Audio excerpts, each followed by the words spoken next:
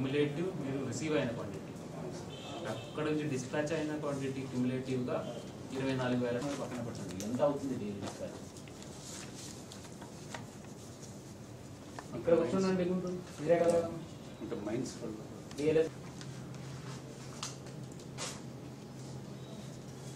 మీకు daily production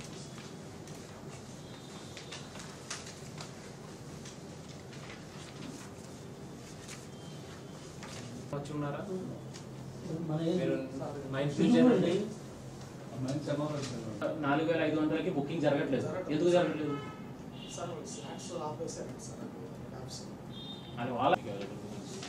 okay, ఇది only manual. What is IDOs to identify stockyards? Already stockyard is there. That details may be given to DLSC. Yes, sir. Not as per instruction of NGT, something what High Court way. ఏదంటే చేయాలి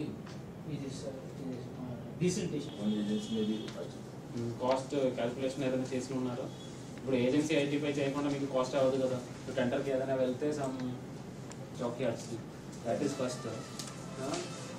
second is okay, second is this మీది desiltation ఒక point మీ దగ్గర ఉందమ్మా. Daily dispatch quantity నాకు తెలియాలి. ఇప్పుడు నా దగ్గర ఉన్న ఇన్ఫర్మేషన్ ప్రకారం 16,000 టన్నులు మనం ఓపెన్ చేసాము. 15,000 టన్నులు ఇప్పటికి ఆన్లైన్లో బుక్ అయినాయి. 15,000 టన్నులు ఆన్లైన్లో బుక్ అయిన తర్వాత కూడా జిల్లాలో శాండ్ లేవని కంప్లైంట్స్ వస్తున్నాయి. ఎందుకు వస్తున్నాయి? 15,000 టన్నులు already people have booked sand online. Then why are we getting complaints saying that sand is not there in district?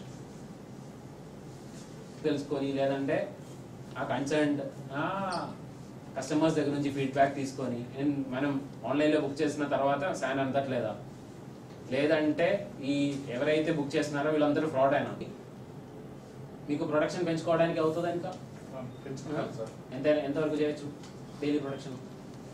ఒక్కొక్క చోట్ల 2,000 వరకు వెళ్తాయా? 6,000 టన్స్ డైలీ ప్రొడక్షన్ అవుతాయా? మీరు డీడీ మైన్స్ ఈ ఇద్దరు కోఆర్డినేట్ చేసుకొని మీ డిస్పాచ్ పెరిగిన కొద్దిగా ప్రొడక్షన్ పెరుగుతుంది. So if the dispatch is coming daily around 4,000-5,000 ton, production should be సుమారుగా around 4,000-5,000 tons, so that will have some 40,000-50,000 sand buffer. అది transportation of the stockyards, factors, reaching the sand in stockyards, and stockyards have to be identified.